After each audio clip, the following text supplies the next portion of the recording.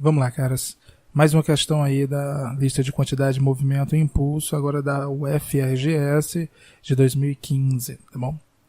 Um bloco de massa 1 kg move-se retilineamente com velocidade de módulo constante igual a 3 metros por segundo. Então estava o bloco de 1 kg a 3 metros por segundo sobre uma superfície horizontal sem atrito. Isso aqui é super importante, né? Porque sabemos que o atrito pode incluir uma série de complicações no problema.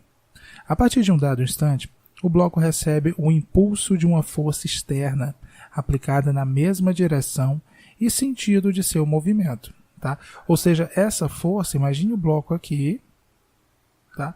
E ele já estava se movendo para cá, aí chega alguém e dá um empurrão aqui atrás. Tá bom? Isso vai fazer com que ele acelere, com que ele ganhe velocidade. A intensidade dessa força em função do tempo é dada pelo gráfico, tá aqui, esse gráfico. A partir desse gráfico, pode-se afirmar que o módulo da velocidade do bloco após um impulso recebido é em metros por segundo de... Então vamos lá, caras, vamos entender esse gráfico. Inicialmente, começa-se a aplicar uma força constante de 4 newtons. Depois essa força começa a diminuir até que ela cessa. Tudo bem? Então, vamos calcular qual foi a velocidade ganha pelo objeto após a aplicação dessa força. Seguinte. Nós sabemos que o impulso realizado por uma força modifica sua quantidade de movimento, ou seja, impulso é igual a variação da quantidade de movimento. Tudo bem? O impulso aqui nesse caso, ele corresponde à área abaixo dessa figura. Mas, professor, por que a gente tem que achar a variação da quantidade de movimento? É por causa do seguinte, caras. Dentro da variação da quantidade de movimento, nós temos a quantidade de movimento, pois a variação da quantidade de movimento é quantidade de movimento final menos quantidade de movimento inicial. E quantidade de movimento é massa vezes velocidade. Então, se eu sei a quantidade de movimento e sei a massa, eu sei também a velocidade. Então, o que nós vamos buscar inicialmente é a quantidade de movimento final, ok? Depois que acharmos ela, substituímos nessa fórmula e achamos a velocidade final, tá certo? Então, vamos lá, vamos primeiro atrás desse tal do impulso. Professor, essa área aqui ela é bem fácil de achar. Essa área é a área de um trapézio. E ele está deitado, então ao invés de falar de altura, ele tem duas bases. Uma base que nós chamamos de base maior, que é esse Bzão, e uma base menor, que é esse Bzinho, e uma única altura. Se ele estivesse em pé, a gente chamaria esses dois caras aqui de alturas, mas não importa. Então vamos logo calcular essa área. A área 1 vai ser a base maior, que é 2, mais a base menor, que ela é 1, ó, observe só, dividido por 2. Professor, por que a gente fez isso? Porque por ser um trapézio, vai ser a média das bases vezes a altura. A altura vai de 0 até 4, então é 4. E agora, olha só, 2 mais 1 é 3, dividido por 2 é 1,5. 1,5 vezes 4 dá 6.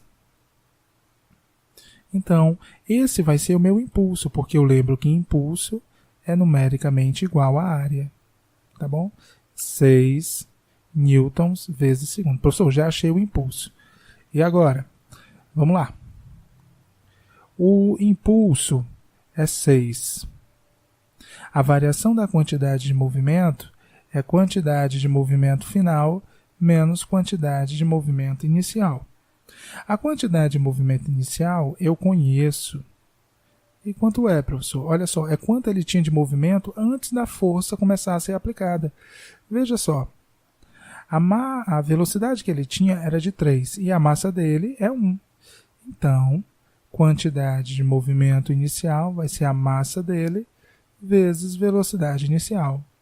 Quantidade de movimento inicial vai ser a massa, que é 3, desculpa, a massa é 3, não. A massa é 1, vezes a velocidade, que é 3. Isso daqui dá 3 quilogramas vezes metro por segundo. Então, ele tinha essa quantidade de movimento no começo.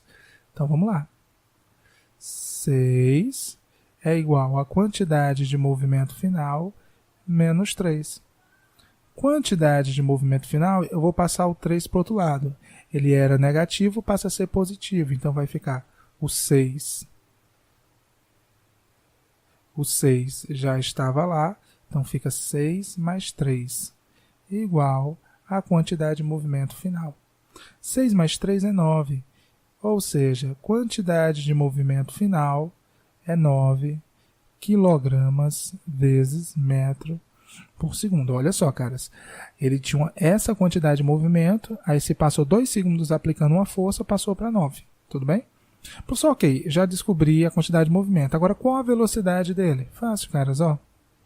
A gente vai aplicar essa fórmula aqui, ó. Vamos aplicar aqui.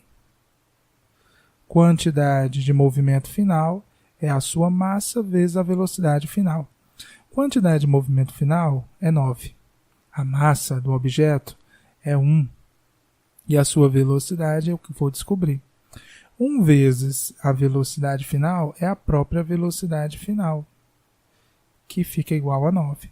Ou seja, velocidade final é 9 metros por segundo. Pronto, só isso. Bem fácil, né?